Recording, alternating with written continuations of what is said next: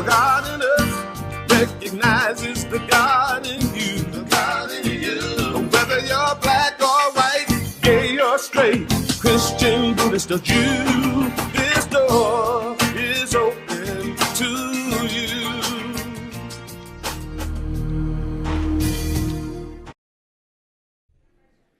It is so true. This door is open to you. Happy Thanksgiving weekend, and welcome to each and every one of you that are in town, those of you that have come into town for a special time of celebration, and we'll turn and wave to those who are out of town, either all the time or have made a trip to go out of town for Thanksgiving. My name's Darlene Strickland. I'm the senior minister, and we always begin our time together in prayer. I want to invite you to turn your awareness within. We just take that collective breath and the opportunity to turn our awareness within. In just a few minutes, we'll sing a song that says, "This love that I have, the joy, the peace that I have, the world didn't give it, and the world can't take it away." We're told that we're in the world, but not of the world. And so what does that mean? Today we explore that in a practical way of how to remember all the while being fully present right here where we were created and intended to be. And so we give thanks for the preciousness of this day, for the way that Spirit will speak to us individually and perhaps collectively, for the guidance, the grace, the goodness, and the eyes to behold. We are truly grateful. Thank you, God. And so it is. Amen. We want to invite you to stand and join in our opening song that says, "Everybody, get up on your feet."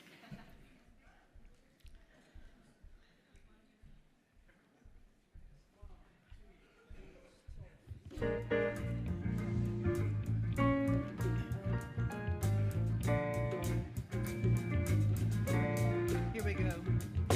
Everybody, get up on your feet. See the light in everybody you meet. Everybody, get up on your feet. See the light in everybody you meet. Let us be reminded of who we've come to be. We are love, we are one big family. Hey, hey, yeah, yeah. Hey, hey, hey, yeah, yeah. You got it, sing it out. Everybody, get up on your feet. See the light in everybody you meet. Everybody, get up on your feet. See the light in everybody you meet. Let us be reminded of who we've come to be. We are love, we are one big family. Hey, hey, yeah, yeah. Hey, hey, hey, yeah, yeah. Hey, hey, hey, yeah, yeah. You sound good. Hey, hey, hey, yeah, yeah. So take this opportunity to turn and to extend that, hey, hey, yeah, welcome to each other. An acknowledgement, a namaste greeting. Cross the aisle, see someone you don't know. We take this opportunity to welcome each and every one of you who are joining us. We welcome your presence. We thank you for being here. Welcome this beautiful day.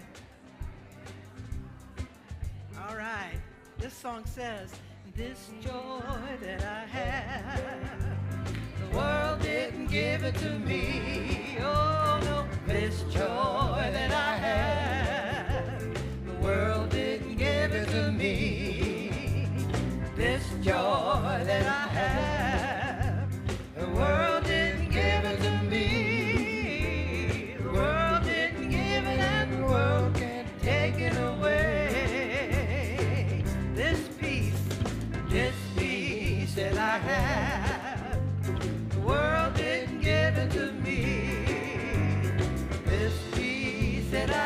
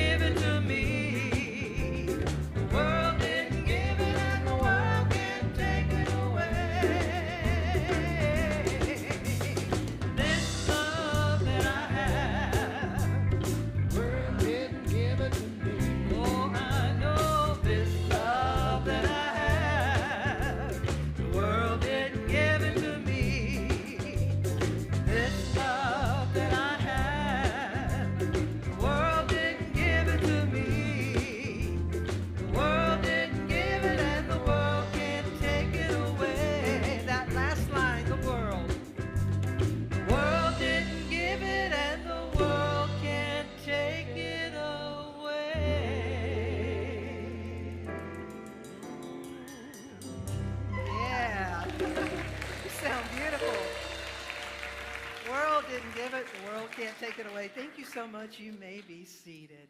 If you've not yet sent your cell phone into the silence, we would ask you to turn that on airplane mode or on off and send that into the silence this morning.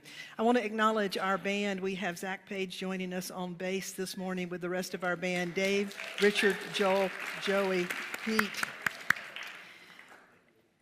and none other than Amy Steinberg is in the house this morning to line up our world. She'll be up here in just a few minutes, Amy. Thank you, Amy. We are so blessed with a wonderful youth program, nursery age all the way to teen age, with a number of wonderful teachers and youth sponsors. So we're going to invite our children to head over. Some may already be back in the nursery or in the teen area, but those that are in the chapel, if you'd like to head over and participate in Sunday school, we direct this affirmation to them, but not just to these youth, through them to all youth. And it says, "We love you, we bless you, we appreciate you, and we behold the divinity in you." Have a wonderful Sunday school experience this morning. We also extend that same blessing to one another. We begin by acknowledging anyone that may be here for the first time. If this is your first time here at Unity of the Blue Ridge, I would ask if you'd raise your hand if you're willing. And if you raise your hand, here's one, our welcoming team. There's another on the back. They're going to get a connections card over to you. There's a red heart. If you wear that heart, it will help us recognize you and make ourselves more available to you. We also have a welcome center just as you come into the church. But whether this is your first time, you know it's your spiritual community, perhaps it's your first time finding us online, we know this truth and extend this to one another, each and every one. We love you, we bless you, we appreciate you, and we behold the divinity in you. Thank you, thank you. I want to invite up Pamela and Charlie Rogers and Terry Crosby. They're going to share a couple of announcements and a reading in just a moment.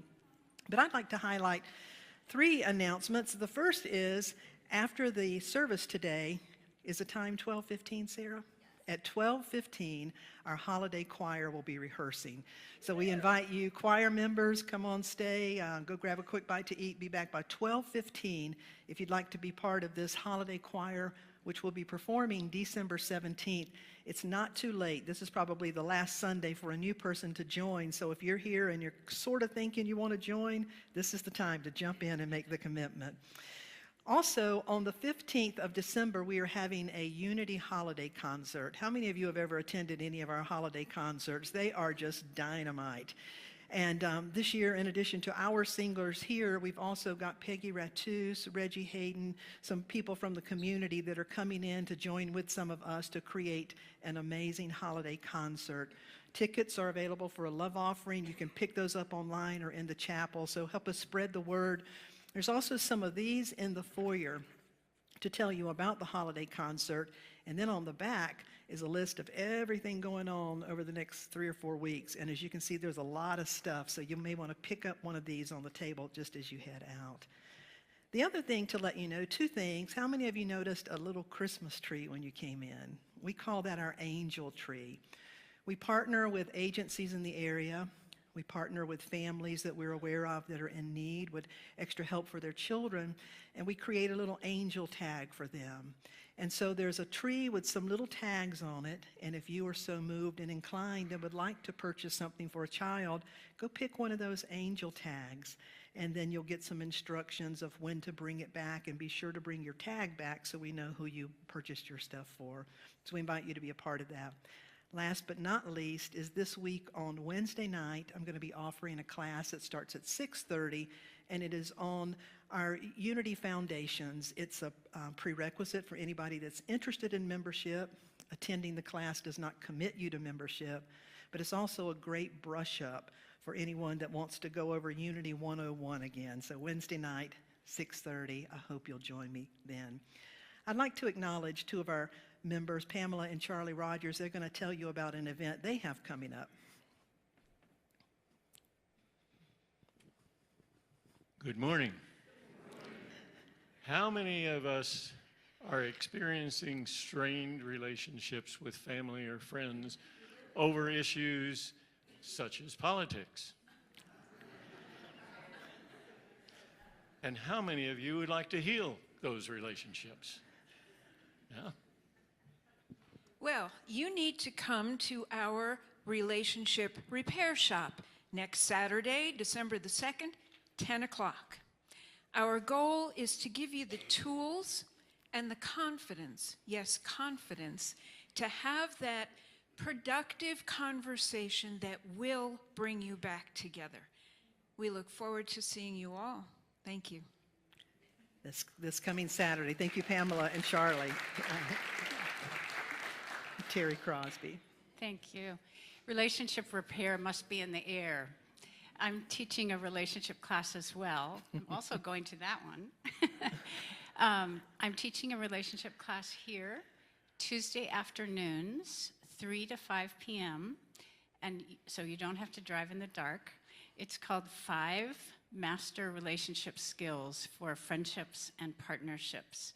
And the next topic is observation, how you observe yourself in relationships. It's definitely a master skill, and we have a group activity. So come on, we'll have some fun. It's a love offering this Tuesday and next Tuesday, right here. Reverend Darlene asked me to offer a reading this morning about gratitude, and so I wrote this to share with you. I am grateful for our human ability to make space for what is and worry a little less about what isn't. That when we wake up in the morning, we can resolve to grant heart space to anyone or any situation that day. I am grateful each time we appreciate the good in our neighbor or in ourselves and leave the rest to the light, to let the light have its bright way with any leftover crumbs of emotion or opinion. I am grateful for angels who paint the ribbons of kindness into our day. Say, a soft word here, a bridge-building conversation over there, any sudden turn of events in favor of love. I am grateful for the love that flows from Source, the one presence, one power, into our hearts, lungs, and minds. It is the love that sustains us. Together, we become sunshine for all that we touch, participate in, or witness. Thank you, life. We are grateful to be alive and to be as well as we are. There is evergreen around us, pastel skies above us, earth beneath our feet. I am love. I breathe gratitude. My heart is open. Thank you from each of us that we are able to listen to life with the heart of a lover. Thank you, Terry Crosby, Amy Steinberg. Wasn't that beautiful?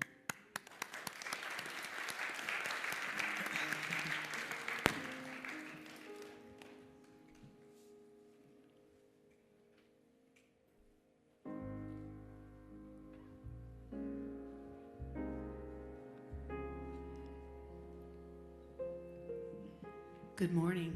Good morning. This is one of my favorite tunes to sing. It's by Hezekiah Walker. I am grateful for the things that God has done. Yes, I'm grateful for the victories we've won. I could go on and on and on about the good that's in my life, yeah. Because I'm grateful, grateful, so grateful just to know it's right. Flowing from my heart are the visions of my heart. It's gratefulness, yeah. Ow! It's gratefulness. What is it? Gratefulness. Just checking. I am grateful for the things that God has done. Yes. Yes, I'm grateful for the victories we've won. I could go on and on and on about the good that's in my life, yeah. Because I'm grateful, grateful, so grateful just to know it's right. Flowing from my heart, flowing from my heart are the visions of my heart. What is it? It's gratefulness. I want to do it again, and I'm going to teach it to them. So from the top, I'm grateful for the things God has done. I am grateful for the things that God has done. Yes, I'm grateful for the victories won. Yes, I'm grateful for the victories we've won. I could go on and on and on. I could go on and on and on about the good that's in my life. Why? Because I'm grateful, grateful, so grateful just to know it's right. You know for next time, right? Flowing from my heart. Flowing from my heart are the visions of my heart. Are the visions of my heart. It's gratefulness. What is it? Gratefulness. Gratefulness. Now this part is so easy, okay? It goes like this. Grateful, grateful, grateful, grateful, grateful, grateful, grateful, grateful, grateful, grateful, grateful, grateful, grateful, grateful. Keep it going. Think about all the things you're grateful for. Grateful, grateful, grateful, grateful, grateful, grateful, grateful, grateful. Feels good to do this with your hands too. It just feels really good. Grateful, grateful, grateful, grateful, grateful, grateful, grateful, grateful, grateful, grateful, grateful, grateful, grateful, grateful, grateful, grateful, grateful, grateful, grateful, grateful. I'm so grateful.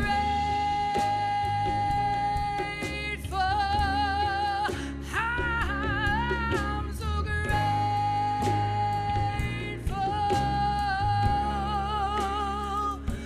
It's gratefulness, yeah. What is it? Gratefulness. His gratefulness.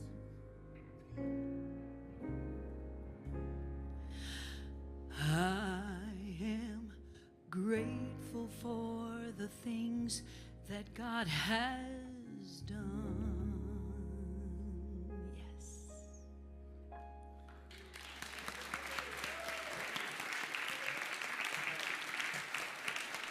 Amy Steinberg, that was beautiful. And Brandy sharing her gift of sign. Thank you so much, Brandy, and this amazing band. Yeah.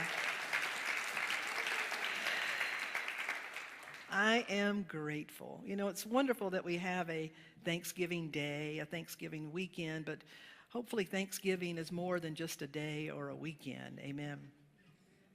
One of my favorite stories about Thanksgiving is the family who had invited over lots of family, lots of friends, and they're home in the hustle and bustle of, I think our families this week realized it takes a day and a half to prepare Thanksgiving and 20 minutes to consume it.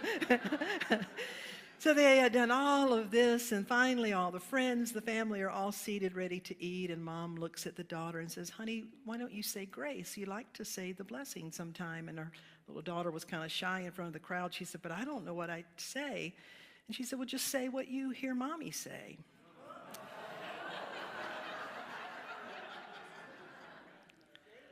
Oh my God, why did I invite all these people to my house for Thanksgiving?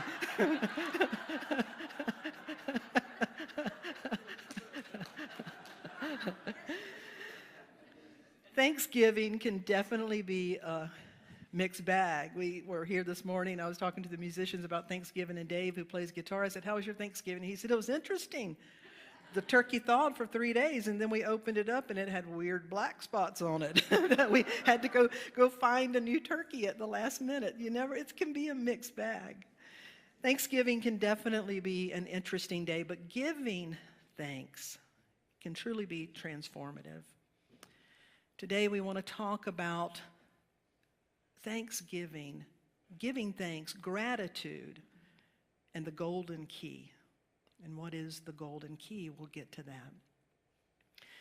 So if you think about gratitude, how many of you know that you have those moments? Mark Haverly told me this morning when he was driving in, he said, I looked at those mountains and he said, I was just mush. How many of you have those moments where you take in something and it literally just overtakes you? You're literally filled with gratitude. You have those moments when there's no boundaries, no separation. You're so connected. You're in the flow.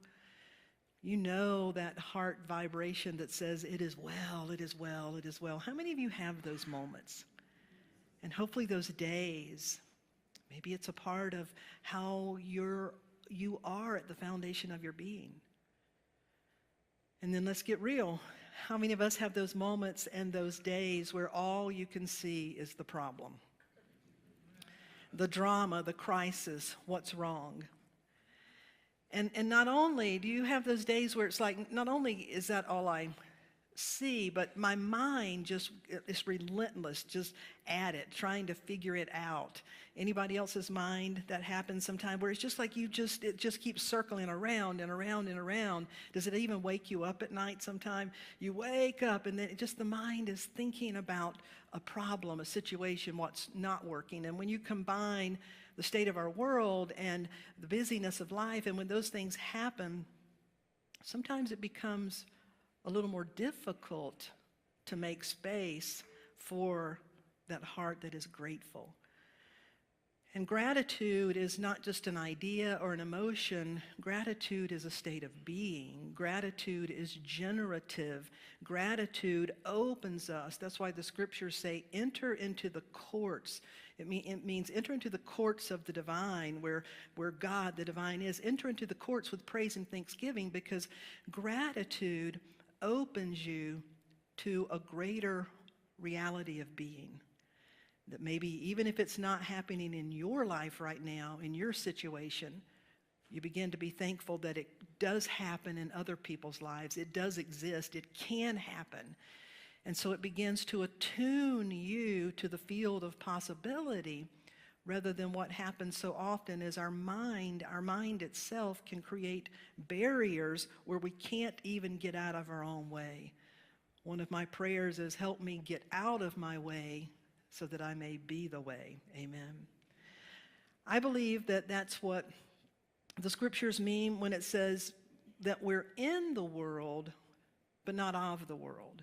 Now, it's important to say here, there's nothing wrong with being in the world. As a matter of fact, it's the gift of our life. We're meant to be in this world, to have a body, mind, emotions. All those things are good things. And as the song says, though, the world doesn't give you your ultimate beingness. The world didn't constitute your being, and the world can't take it away. So how to be in the world and not of the world is what we're dealing with when we're wanting to be more open to that presence that we feel. Call it God, call it the Holy Spirit, call it divine wisdom, divine mind, call it unconditional love, whatever you call it, you know what it is when you feel it. It just overtakes you, and you know that all is well. A lot of spiritual teachers had a lot to say about this. Albert Einstein also had a lot to say. He said, you can't solve a problem with the same consciousness that created it. We got to get out of our way. We got to get out of being entangled with the some people say with stinking thinking, or with the problem circling around it. The Buddha said, those who are free of resentment and troublesome thoughts surely find peace. And from the Christian scriptures, Romans 12:2, do not be conformed to the patterns of the world, but be transformed by the renewing of your mind. So today I want to introduce you to a concept that is called the golden key. Are there any of you that are familiar with this little pamphlet that came out in, the pamphlet came out in 1931 by Emmett Fox titled The Golden Key? I see a few hands going up. So the Golden Key, as I just said, was written by a man named Emmett Fox.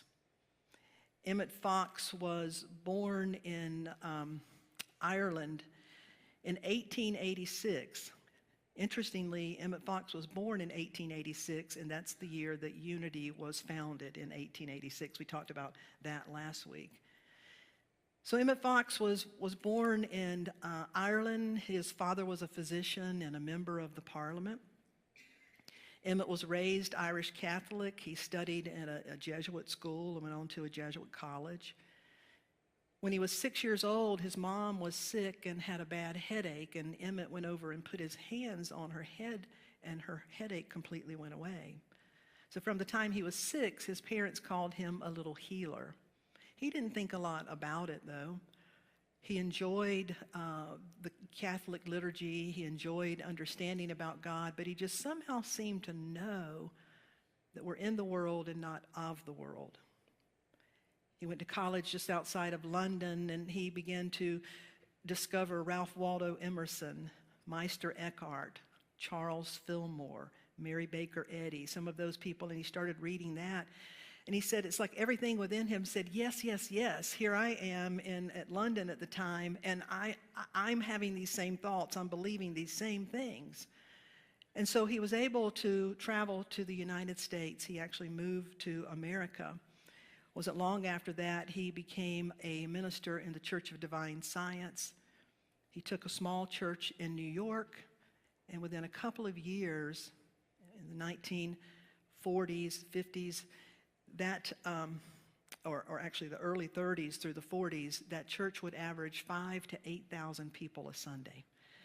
It was a time they were going through the Depression, and there was just something about Emmett Fox. When he spoke, people felt something in his presence. He believed that God was love.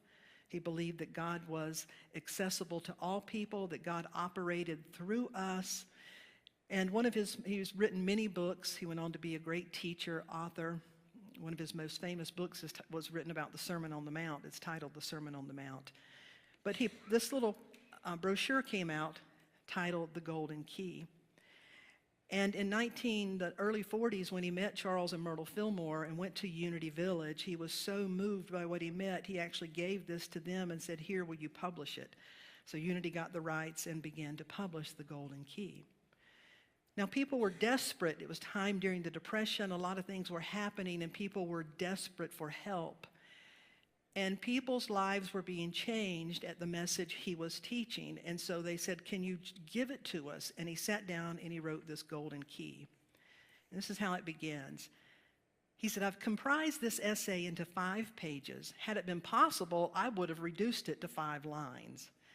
It's not intended to be an instructional treatise, but a practical recipe for getting out of trouble. This is inspired teaching, intended to be taken literally.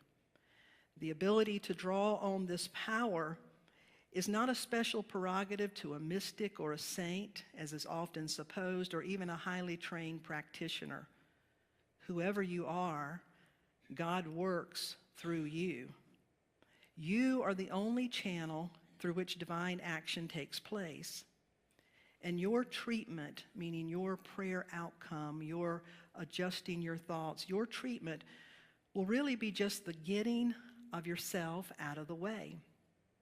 He said beginners often get startling results the first time of trying, for it's absolutely essential to have an open mind and the willingness to try. And apart from that, you may hold any views on religion or none. For the actual method of working, like all fundamental things, is simplicity itself. And all you have to do is this. This is the golden key, he says. Stop thinking about the difficulty. whatever it is, and think about God instead. This is the complete rule. It is very simple. It is not easy. Stop thinking about the difficulty, whatever it is, and think about God instead. Now, he needed to explain some of that. That's why it took 5 pages and not just 5 lines. He bases it on a couple of scriptures. He offers these to people. One comes from Romans chapter 10, which says, some of you are probably familiar with this, whosoever shall call upon the name of the Lord shall be saved. If you go back to the original translation, what your name always meant nature. In the Bible, a person's name would change when they had a radical change of nature.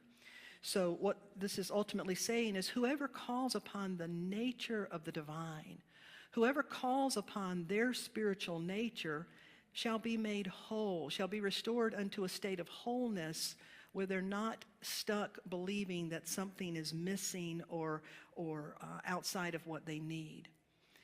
He also quoted Colossians 3:2, where it says, set your mind on things above, not on earthly things. So as we head into the holiday season, next week we begin talking about the Christmas story, and we look at that metaphysically around the idea of Advent.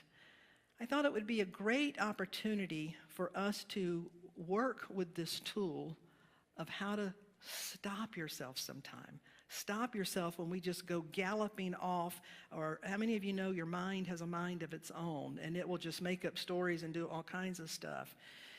That to learn to do what all the master teachers, whether it was the Jesus, the Buddha, Lao Tzu, many different ones, they learned how to be very present in the world, but as an instrument of a presence and a power that transcended their physical being or their own know-how.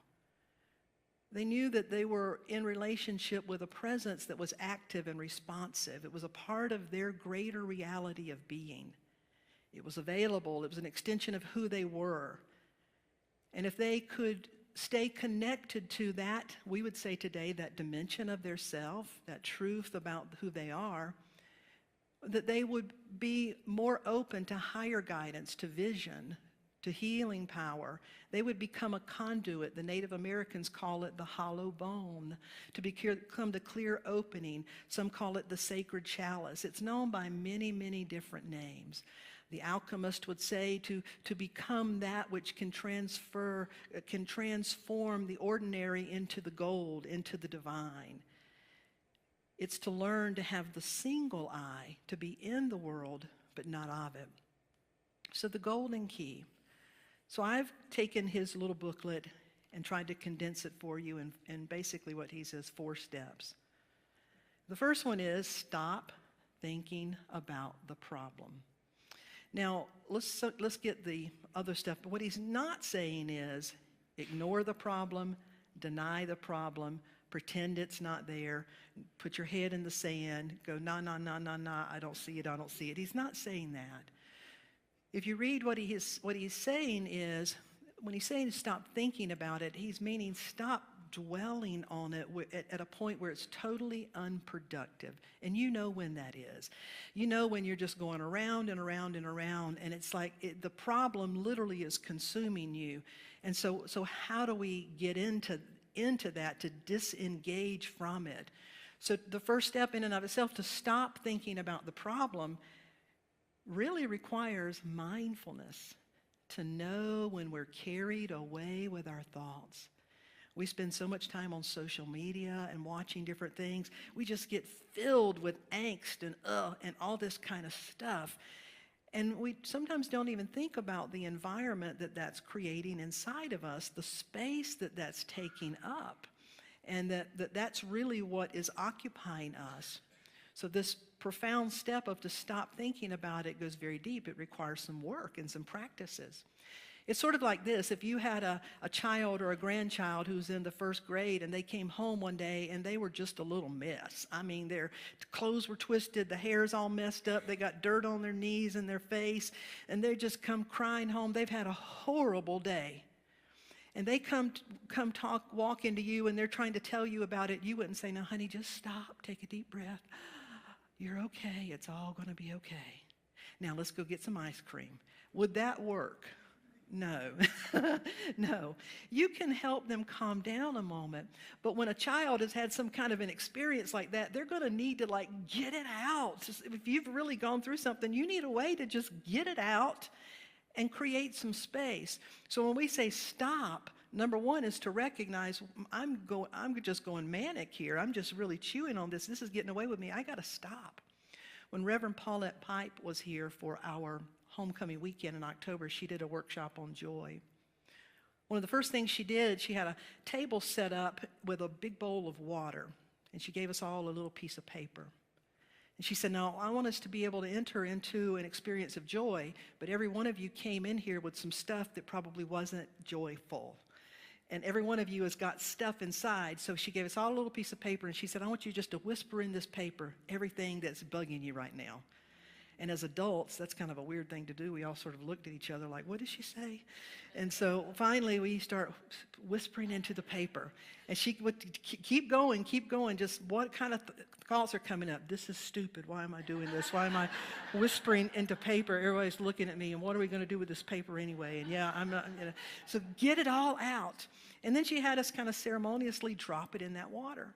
And she said, throughout this workshop, if you just find yourself, you're totally caught up with something, or maybe somebody said something or wore something or whatever, and you don't like it, and now you're going off in that trail, she moved it to the back and said, "Go get a piece of paper." And I was really moved as I saw people throughout the workshop, get up and go get a piece of paper and walk across the back. Maybe we should do that on Sundays, but more of you maybe, shall we gather around the paper table? It's a very practical way. In Hawaii, I learned that a lot of the Hawaiians, they don't wear shoes in the house, but they also believe you don't take your stress in the house. You don't take your worries in the house. You don't let them occupy you. So they would stop outside, and there's a beautiful plant called a tea leaf. They're considered a very sacred plant. The Hawaiians would walk over to those tea leaves and just rub their hands, and kind of like what she did. I had a tough day, and I'm going to let it go. I had a tough day, I'm going to let it go. And when they walk in the house and take their shoes off, it reminds us that we have experiences, but they do not constitute all of our being. We have things that gnaw on us and chew on us and need our attention, and we need to be able to deal with them from the rightful place. And so to create something, sometimes I find myself driving and I'm noticing I'm in angst. And I'll just look out at the trees and blow and say, "Thank you for helping me regenerate." So what practice do you have for stopping? When you're going in a direction that's really not where you want to go, our greatest privilege, and I believe our greatest responsibility, is to stop ourselves, to lovingly stop ourselves, to stop thinking about the problem. And then he says, turn your thoughts to God, to a higher power, the field of infinite awareness, unlimited love. Don't let the word get you hung up. To set your mind on things above, to seek first that kingdom, that reality. So once we can empty ourselves and stop thinking about it, create some space, he's saying now you begin to dwell on the God of your being. You begin to think about, in a way that works for you, the greater reality of which you are a part. And the third step is you begin to affirm it, claim it, the activity of presence of God. He gives a lot of statements like God is life, God is my life, God is wisdom, divine guidance is always available. There's a higher power at work, and I open to that higher power. I witnessed my grandmother doing that as a child. My grandmother was Pentecostal. She was a very, very spiritual woman. She was about this tall and almost as round as she was tall. And she was as loving. She made, if there is a literal heaven, I hope she's up there making biscuits for all of you, because they were the best in the world. She was a sweet, sweet woman. And she would often take care of a lot of us kids. They lived on a farm. And there were a lot of stressful things now looking back. The farmland where they lived was very sandy. It was almost like beach sand, and they had a lot of trees, and so sometimes the yard would get trees and stuff. My grandmother would make these homemade brooms out of reeds, and she'd go out and she would, what she called, sweep the yard, kind of a way of raking that stuff to clear the yard. But what I saw as a child, and I later came to understand, grandmother would go out when it would kind of get chaotic. She's like, I need to go sweep the yard. And she would always sing, I know that I know that I know. Oh, I know that I know that I know. We'd hide and trying to hear, what the heck does Grandma know? Because all she was really singing was, she'd get happy. I know that I know that I know. She was Pentecostal. She'd be shouting and sweeping and kicking up the dust. I know that I know that I know. I believe, looking back, that was her way of, whatever's worrying me, whatever's got me down, I need to create a space where I can sing and remind myself of what I know to be true. I know I'm connected. I know that there's a presence and a power that loves me. I know that it's available. So we stop. We turn to our God, our higher power, which is very much a part of you. We begin to affirm the truth of what that means, that there is one power, one presence, and I am an expression of that. And that's why Jesus could say, I'll speak to this mountain and say, mountain, be moved, because there is no mountain that is bigger than the connection of which I am a part. There is no problem which cannot be met. The scriptures say, before you ask, before you even ask, it's been provided. That's all scriptural in many, many different sacred texts. So our job becomes one of getting out of our own way, to stop when we're getting caught up, to shift, to turn, to look up, look out. Allow your vision not become constricted and close off, but let me open up. And I begin to affirm and claim and know the ultimate truths about me as an ultimate being. That love is a part of every life. It is every life. That goodness and guidance and abundance. And that leads us to 4. 4 is gratitude. Gratitude is so powerful because when you begin to give thanks for something that you can recognize and know is true and know is real, you're starting to make it part of your reality.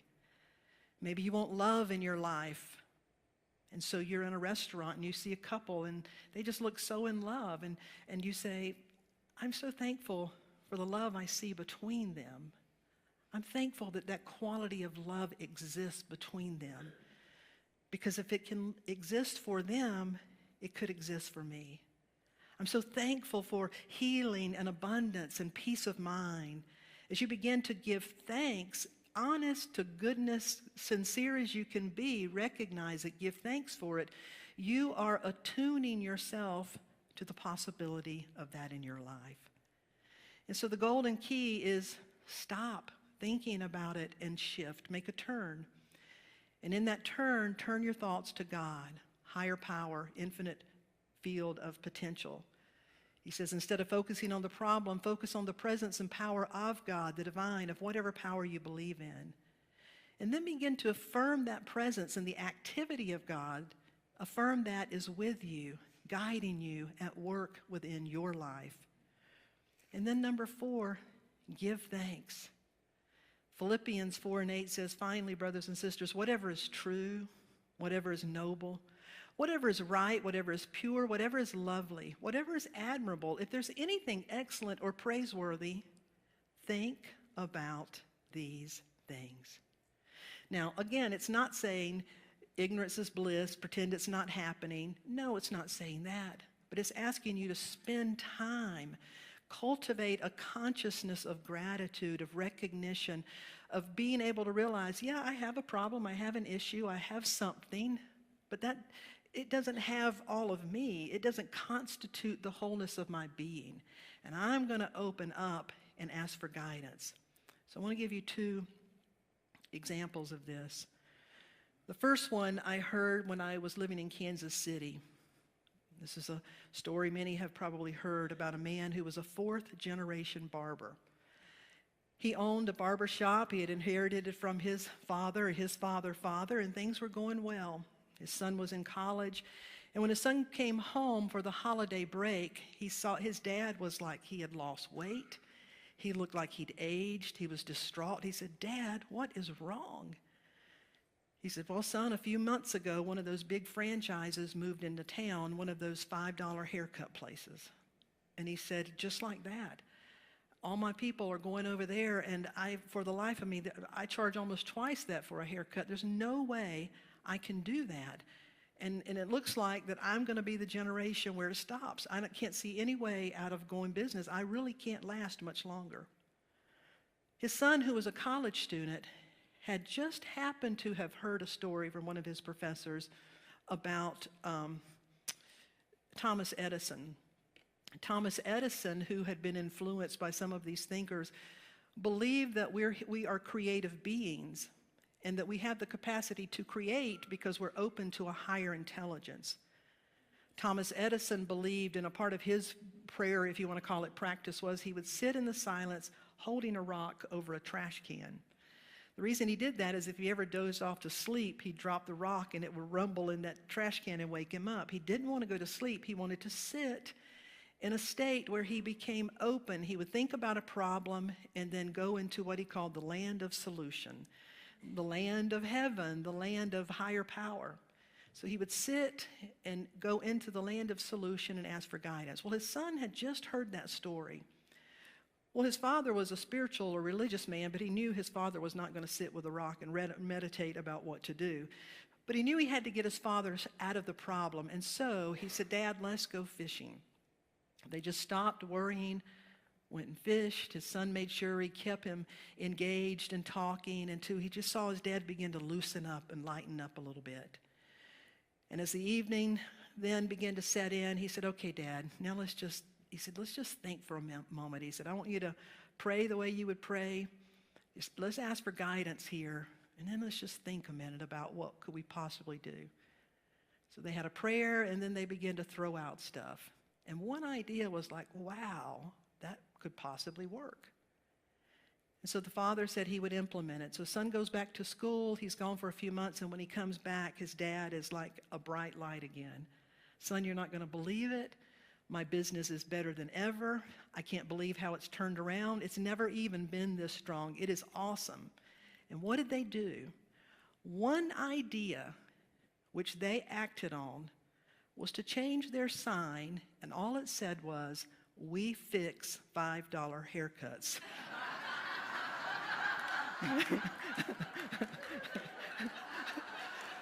We fix $5 haircuts. One idea. It is a funny story, but the truth of the matter is, usually we're one idea away from what we need to guide us. Now you see, if he was not able to stop and get out of that and open up, that idea probably never would have come. Let me tell you the second story. Richard, would you come on up? I'll invite the whole band to come up if you will. Patrick Harbala. Patrick had a wonderful career, great job, beautiful wife. He'd been married to her for 13 years. He was very financially secure. He had great health. He had been a tennis pro in his 20s. After that, he was a martial arts instructor, very fit. And just as he was turning 40, literally on the top of the world, everything he touched turned to gold. He was writing a book, and it was to be titled, "How to Manifest What You Want." At 40 years old, Patrick Harbala begins writing the book. All of a sudden, he gets sick. Just all of a sudden, something came over him where he was extremely fatigued. He'd have to be in bed sometimes for days. It got to the point he'd have to be in bed for weeks, which caused him to lose his job, which caused him to get really despondent, and his marriage of 13 years fell apart. He said, within a short period of time, I'm so on top of the world, I'm writing a book, How to Manifest What You Want. And now I'm about as low as I can be. He's turning 40, and he began to seek help.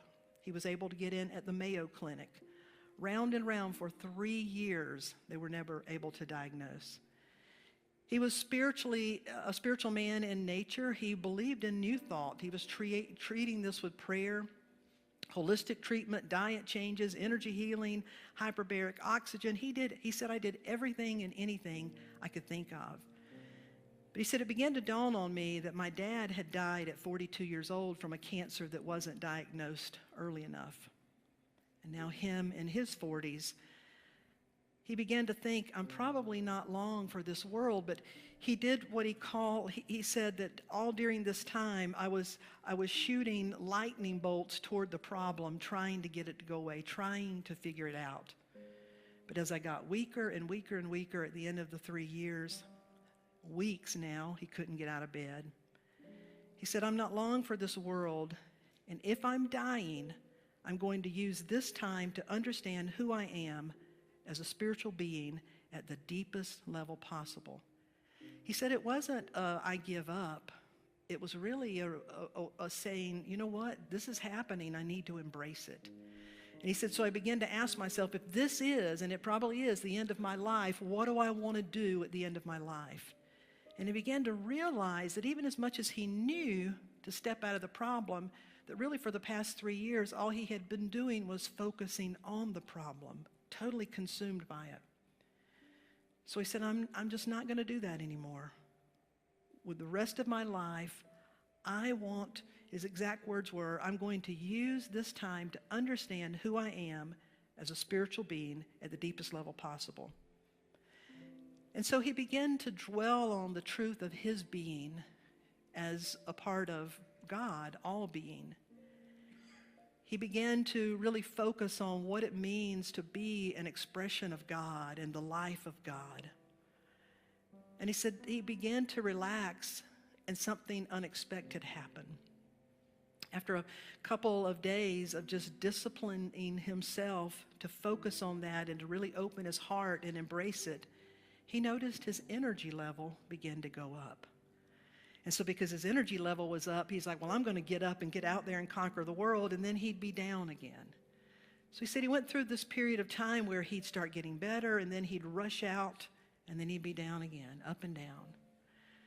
So he finally said, I'm going to completely let go of outcome. I'm going to embrace this.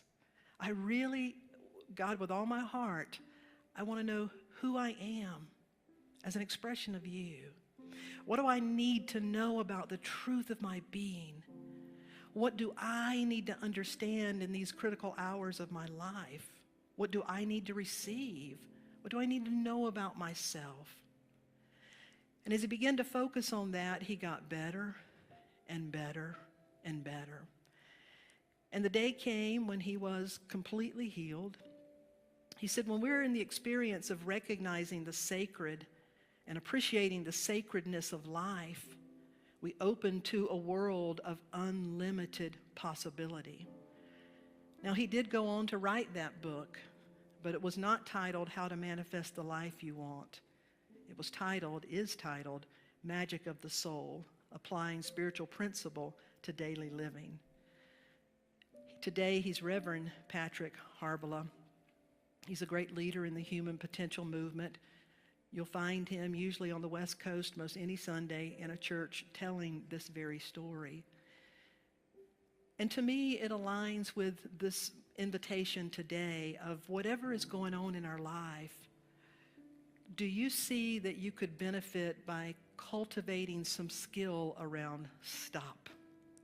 Just stop, stop. I don't want to go in that direction. I don't want to fuel that fire. I don't want to add to this. I don't even want to give my energy to that. I honestly don't want to do that. And so to stop and then to make that shift. And I'm going to look up and I'm going to recognize that there's a power and a presence, and my soul has an assignment, and I want to be in tune with that. And so I want to focus on what is it? What are the qualities, the characteristics? What is it that I need to understand and express and open to? And whatever those things are, look for them and begin to give thanks in your life. My friend, that's a golden key. And maybe I'll tell you a story about how I golden key myself to Maui one day. I want to invite you to join me in a song as we anchor this time in a meditative prayer. Gratitude before me, gratitude behind me, gratitude to the left of me, gratitude to the right of me, gratitude above me, gratitude below me, gratitude within me, gratitude all around me. And I'm so grateful. I'm so grateful. I'm so grateful.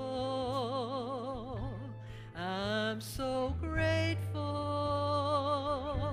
I'm so grateful. I'm so grateful. I'm so grateful. I'm so grateful. So I invite you to close your eyes and to take that gratitude in your heart. We give thanks for the recognition that we are miraculous beings. We have this thing that we call a mind that is now calling someone in the form of a trumpet I hear playing.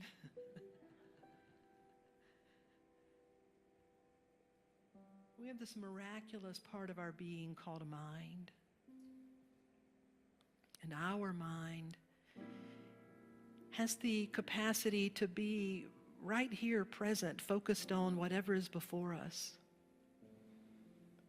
But our mind is actually an instrument that is illumined, informed, it is guided, it is made possible by a higher presence, a higher power, a higher intelligence. And as everyone on the face of the earth probably has at one time or another had an incredible idea just seemingly arrive, like where did that come from? What a great idea.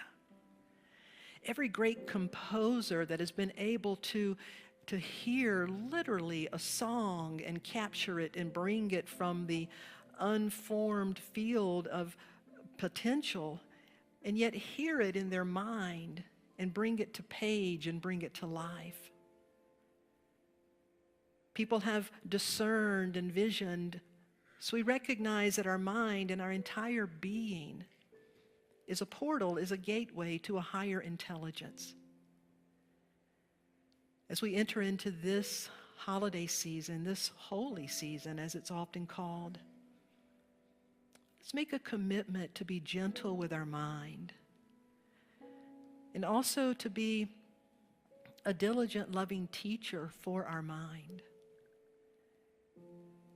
That we need not suffer. We need not get stuck. We need not linger around things when there's an opportunity to stop, to take a breath, to get it all out, and then to shift and focus. And that whatever's going on before us, we metaphorically, but sometimes literally, we look up, we look out. We look beyond the present into the presence of which we are an expression. And so as we begin to shift our eyes and look out and look up and look beyond, we realize that we're in this place, we're dealing with this particular situation, and now we're becoming available to be an instrument of guidance. Let me be the way of peace. Let me have the next divine idea. Give me a step. Guide me. Show me.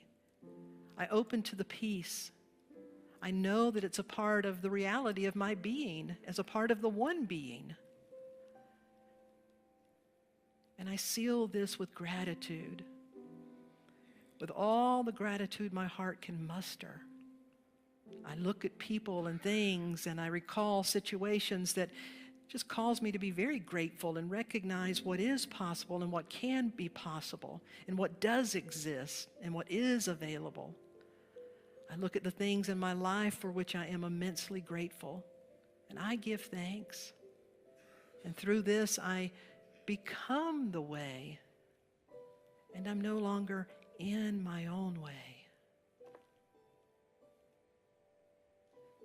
So gratitude before me, and gratitude behind me, gratitude to the left of me, and gratitude to the right of me, and gratitude above me, and gratitude below me, gratitude within me, gratitude all around me, and I'm so grateful.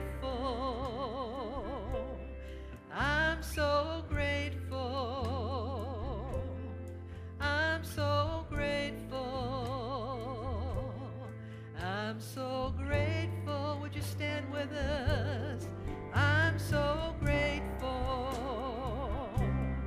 I'm so grateful. I'm so grateful. I'm so grateful from the top. Gratitude before me, gratitude behind me, gratitude to the left of me, gratitude to the right of me, gratitude above me, gratitude below me, gratitude within me, gratitude all around me. I'm so thankful. I'm so grateful. I'm so grateful. I'm so grateful. I'm so grateful. I'm so grateful. I'm so grateful. I'm so grateful. I'm so grateful. Would you turn to one person and say, I'm truly grateful for you. I'm truly grateful for you.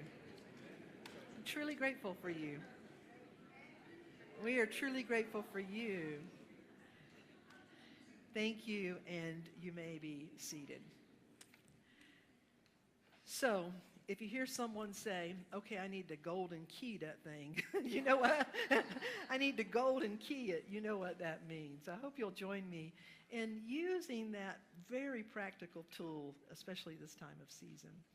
I'd like to invite Amy to come up for her next song. I'd like to invite our ushers to come forward and our prayer chaplain today to come forward. As they're all coming up, this is where we have the opportunity to remember that we are founded in prayer. Michael is holding the prayer box, which is normally sitting over under that beautiful tapestry. But if you write a confidential prayer request, there are slips over there, and place it in that box. We'll be holding it in prayer. You can email us your prayer request. And then we take all the prayer requests we receive and send them to Silent Unity, where they're held in confidence another 30 days. Michael will be available after the service back in the youth area to join with you in a prayer if you'd like to experience a prayer of gratitude, a prayer of golden key, whatever your prayer may be. Pamela and Charlie Rogers are our ushers today, and they remind us that it is through our gift of tithe and offering that we create and fulfill the needs of this spiritual community through our gifts and giving. And so we affirm this affirmation together. Divine love flowing through me blesses and multiplies all that I have, all that I give, all that I receive, and all that I am. I am in perfect balance and flow with the universal tides of giving and receiving. Thank you, God, and so it is. So Amy. it is. One of my favorite things about Reverend Darlene is she always breaks things down to steps Do you ever notice that, right? And you get to take it home? Because usually my step one is eat something. But I'm on keto now, so it's like, you know that one cough drop has 3 carbs. And then my second thing is binge watch on, Netflix. And unfortunately, they only put the first half of the Squid Game out. Anybody? Anybody seen it? Okay, you will. And then the third thing I'll do is I'll finally remember to pray. And anybody, last thing you remember to do? Pray? Last thing. Call somebody, complain, find it, stop to pray. So Reverend Darlene told me that she was doing the Golden Key, and I thought, well, I don't really have the right song for this one, so I'm going to write you a song. So I wrote this song yesterday morning. Thank God it came through. And it's a brand new tune, and the guys and I, we put it together this morning, so we'll see how it comes out. It's called Pray.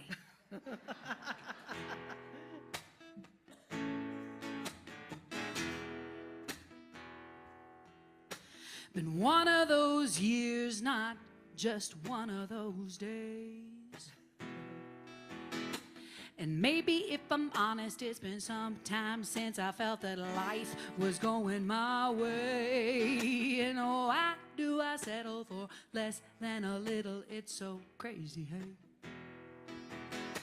And why don't I just remember that I can pray? Praise and raise in my life. Lift my head to the sunlight, yeah. Praise and raise even in the middle of the night. Turn to the glory, tell a new story, everything gonna be alright. Yeah. 'Cause God knows good news is hard to come by these days. No peace in the Middle East or in the middle of my brain. Why don't we take a holy moment right now to say, let's say some words of hope. Let's cope together. Let's pray. I said, praise and raise in your life. Lift your head to the sunlight. Yeah, we gotta praise and raise, even in the middle of the night. Yeah. Turn to the glory, tell a new story. Everything's gonna be alright, alright, alright, alright, alright. I said I praise and raise the miracle of you. And then I'm looking in a mirror, gonna try to say I love me too. I said praise and raise with some gratitude, not some platitude. Speak the truth with might, yeah. Turn to the glory, tell a new story. Oh, everything gonna be all right.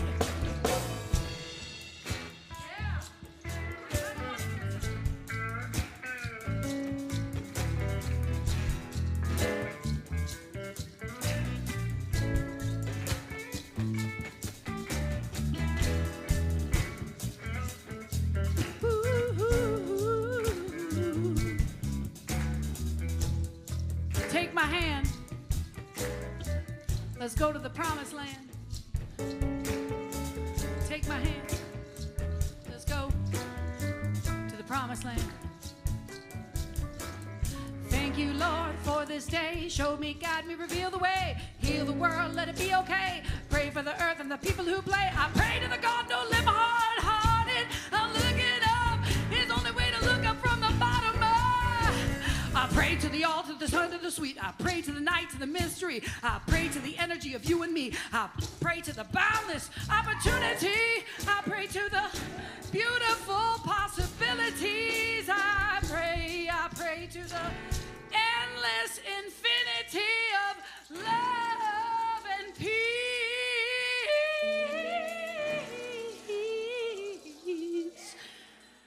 I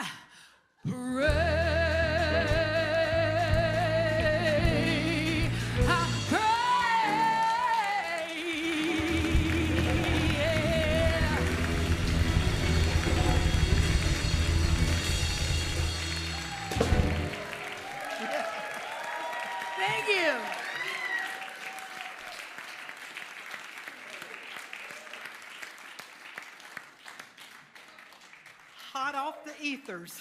I pray. Amy Steinberg and this amazing band. So good to have them here. Yeah. We're going to invite you to stand as we bring this service to a close. Just remember, 12:15 back here for choir rehearsal if you'd like to be a part of that. We close together in a song, the peace song that says, "Let there be peace on earth. Let it begin with God's love in our heart."